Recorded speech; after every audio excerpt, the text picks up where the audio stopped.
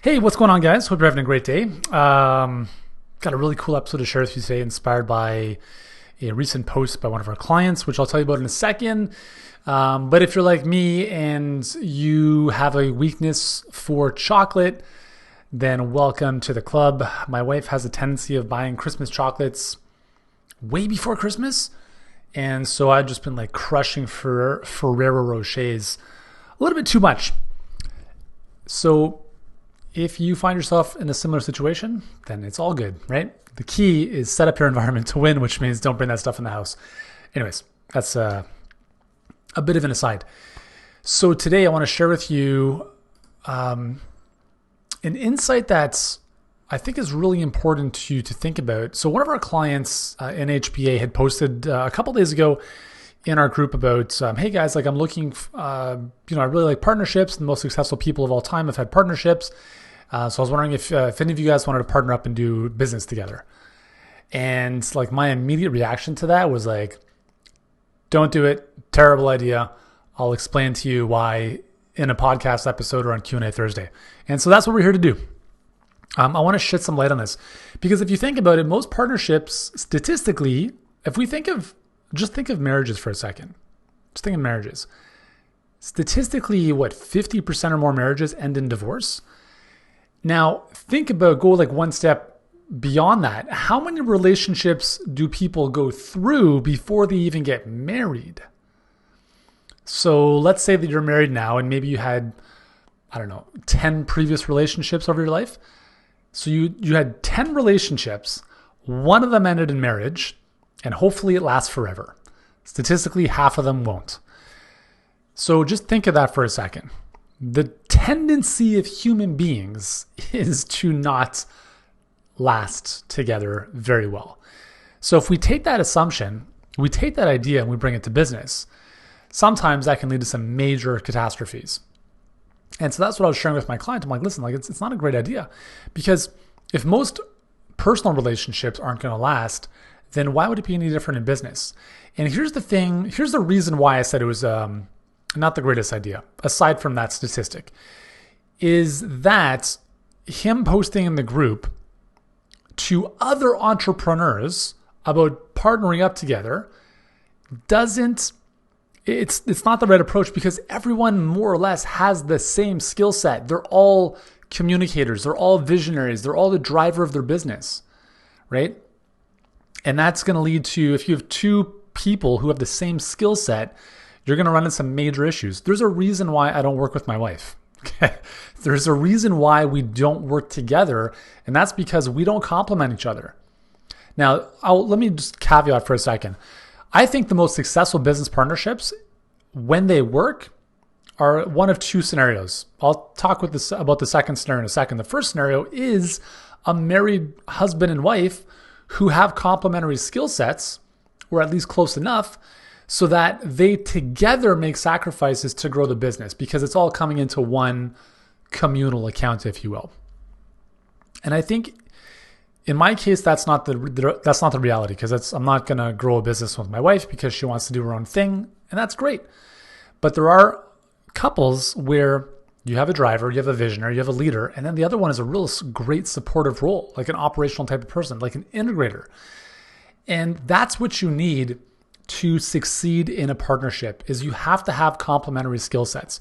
If we look to the world of tech companies, a lot of the companies are very rarely ever founded by one person. It's usually founded by 2 or 3 co-founders, and each one of those co-founders has a very specific skill set. One of them is probably really good at sales. Another one's like a coder, so he's like the CTO, and he's the technical expert. And then you might have the operator. And each 3 of them are very, very uniquely qualified to not necessarily run a business by themselves, but together collectively make a really good co-founding group.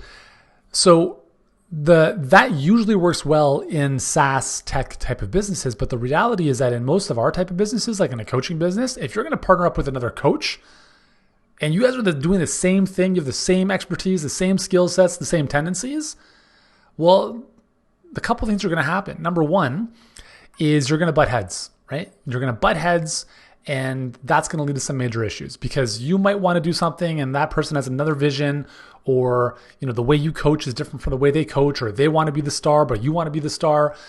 There's all sorts of issues that are going to happen because the reality is listen, you are the star of your business and you need to find people, not a partner, but team members who are willing to partner up with you who don't want to be the star, who are happy to support the bigger vision and help the business, who they can kind of play in the background and do the heavy lifting to allow you to do more of the stuff on stage, quote unquote, right? That's what happened with my brother and I. So my brother and I ran my first health and fitness business online. And he has no intention or desire to be the face of the business. I'm not saying you have to be the face of the business, but you know what I mean? Kind of like the figurehead, right? So he was happy running operations, behind the scenes stuff, all the stuff I couldn't stand doing. So it was a really nice relationship because he could do his stuff. I could focus on sales and marketing and product, right? He focused on operations, all that other stuff. And that's really important. That's the only reason that worked out. Now, you can still end up in relationships where there is an integrator operator role and the leader role, and then still have issues at a fundamental personality level. You just don't like the person. You don't get along. There's stuff like that happens. But the likelihood of that partnership working in favor of the business is greater because you're bringing complementary skill sets as opposed to having two experts with sales and marketing doing the same thing, right? The biggest thing you have to think of if you are partnering with someone or if you're running your own business and bringing team members on is you have to have very, very clearly defined roles. You have to very clearly define the roles, responsibilities, requirements, and results. We call them the 4 R's that each person on your team needs to know about because there's nothing worse than having someone work with you. And I can promise you, people don't like this. People want to know how they can be successful. And so if you don't let them know what success looks like for them, they're always going to be wondering. And so if you can clearly define what results look like for them, then now they have something to shoot towards. Now they know, and you know when they're being successful.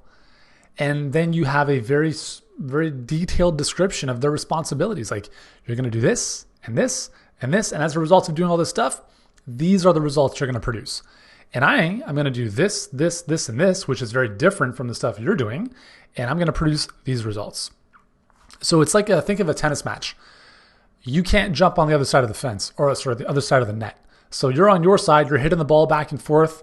That person's on the other side hitting the ball back to you, and you stay in your lane. You stay in your lane and you're just tossing it, you're just tossing it, hitting it, backhanding it, forehanding it, serving it back and forth, back and forth, back and forth. And if you think of tennis for a second, I don't like doubles. I don't like it at all. I like singles. I like running around. I like all that stuff. But if you think of a partnership as a doubles tennis match, it's actually a really good analogy. Doubles tennis is very different than singles.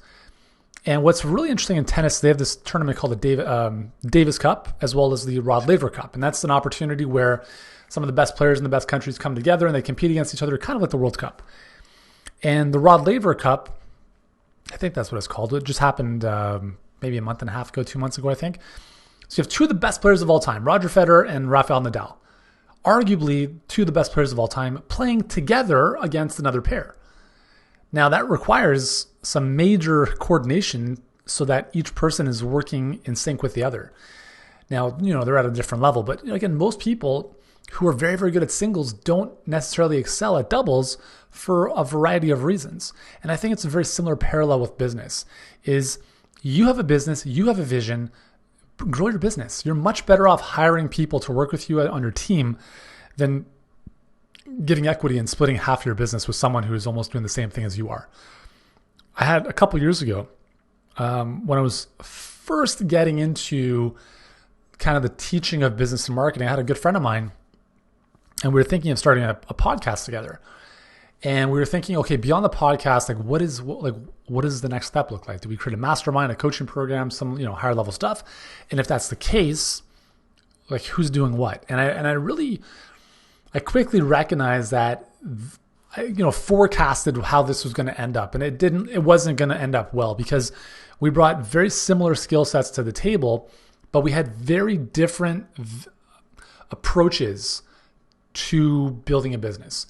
And if I'm going to say one thing and he's going to say something completely different, eventually we're going to butt heads And that's not going to lead to some good stuff in the business. So as the leader of your business, you are the responsible one for casting the vision, for saying, hey team, here's where we're going, but collectively, let's figure out the best way to get there, right? So everyone has buy-in, everyone has involvement. It's not just you being a dictator and telling people what to do.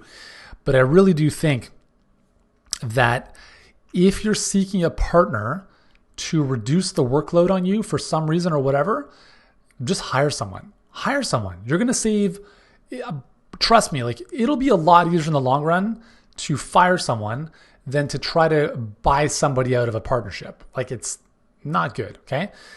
And it's going to be a lot more cost effective. If you're trying to bring someone on now to handle the sales and marketing, here's the thing. You have to learn the sales and marketing. Like you have to. I'll give you one more story. My brother is doing some work with a chiropractor right now, building out. So this chiropractor has a great product, not a coaching program, but a product. And my brother's actually this is one of our first chiropractors when we were young, and we just developed a relationship over time. Really business savvy guy, but has no clue about sales and marketing.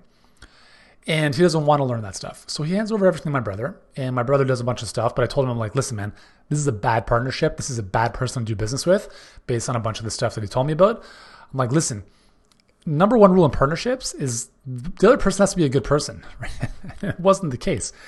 So they kind of parted ways, and this chiropractor engaged a media, like an ad agency in Toronto, to start buying a bunch of cold traffic to this product. And what he didn't realize was that they were requiring him to pay a CPA, so a cost per acquisition, straight up. So every customer we give you, you pay us this amount of money. And the problem is that he just gave it to them and said, okay, cool, awesome, go. And he had no clue what they were doing. So they brought him like 1,000 customers in the space of a couple of days. But what he didn't know was that they were discounting his product by 50% and they had no upsell flow. So what ended up happening is that he actually lost $28,000 in 3 days because he just handed it off with no understanding of his own sales and marketing. And I've seen this, guys, like I'm telling you, I've seen this happen so many times. A really great friend of mine, New York Times bestselling author, well-known naturopath. I'm not going to spoil any names here. I'm not going to, anyways, hires someone to build out his pipeline, his marketing, his funnel, completely shits the bed, right? Just does a terrible job with his marketing. The book launch is a complete flop, tens of thousands of dollars down the drain, all because he didn't want to do it. Now, listen, I understand there comes a point in time where there are things you want to get off your plate. And I understand that. That's fine. But and I say this all the time, and this is why I talk about it in my coaching success ladder, is you have the fundamental piece of the coaching success ladder. The first thing you need to master before you can climb it is sales and marketing. Like you have to be good. You have to understand messaging. You have to understand your perfect clients and their frustrations, their fears, their desires, their wants. You have to understand how to put together an offer that people are like, yeah, like I want that. You have to understand how to have a conversation with people where they say, here's my credit card, let's work together. You cannot delegate those things until you're at about $500,000 in revenue, at which point you have to have the right systems in place and you have to bring the right people in place to help you run that stuff. But I believe most health professionals don't like marketing and selling, which is weird. I understand the selling piece because it can be a little bit uncomfortable if you don't know how to do it properly. But the marketing piece, think about this. Almost every single health expert I've ever spoken to has told me the same thing. I want to just do my content. I just want to do content and spread the word and teach and coach people. I said, amazing. That's marketing. So what happens is you start off by that stuff, and then you start off by marketing to get your word out to bring people in and then enrolling them. But the higher up you go in your business, all you should be doing is marketing and delivering to clients in whatever way makes sense for you. The more removed I get from operations in my business, the more it frees me up to do this, right? For me, the only thing I need to do in my business, to be honest with you, is communication, is leading my team, is communicating with the marketplace, and communicating with my clients to help them. That's it. So you will get to a point in your business as you climb the coaching success ladder where most of what you do is marketing. Speak on stage, get on podcasts, write a book, whatever you want to do. But that's at the pinnacle. But you have to climb the ladder first. You can't start up there and expect the podcast with 0 followers to get any traction. This podcast right here, I don't know if you've recognized, but I don't bring any famous guests on the show anymore. I mean, we had 100 plus episodes with some really, really high level people. And I just said, you know what? That's not the kind of game I want to play. I don't care about growing this to become like number 1 on iTunes. This podcast for me is about communicating with our existing tribe to give you guys great quality stuff. And then, hey, you know what? Over time, if we want to, grow this out in terms of its following, that's great. It's not, we don't have a million downloads a month. We have nowhere near that. If I had to depend on this podcast to grow my business, I would be out of business like a couple years ago. I do this because I love it. And I do this because this is the easiest and most natural way for me to share what I want to share. Does that make sense? So that's a bit of a tangent from our initial topic, which was why most partnerships don't last or why they fail. And hopefully this is giving you some more context about that.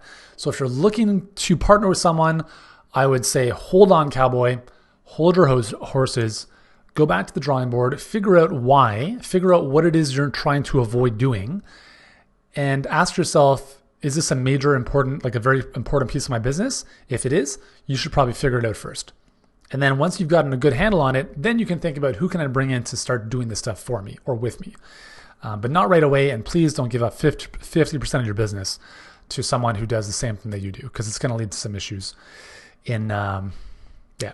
So anyways, hope that makes sense. Listen, if you need some help with your business, if you're currently a health, fitness, or wellness coach, and you have an established business, you've been in business for at least a year or more, and you have clients that are paying you money because you have something awesome to help them with, and you're just not growing fast enough, you're just not sure how to get to the next level, you want a more steady stream of clients, but you're not too sure how to do that, and maybe you're tired of one-on-one coaching and you want to move to a more leveraged model where you can work with 5, 10, 100 people at the same time, that's our jam. That's what we do all the time.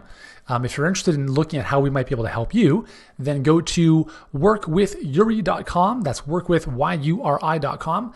And just fill out the brief form on the page, ask you a couple questions about your business, and then you'll be able to book in a time to speak with one of our amazing result coaches so we can really figure out where you're at, where you want to go, where your business is bleeding money right now, and we'll put together a game plan specifically for you. Sound good? Thanks so much for joining me today. I hope you have an amazing rest of your day. And stay away from those Christmas chocolates, unless you enjoy them. And then in that case, have a few. See you soon.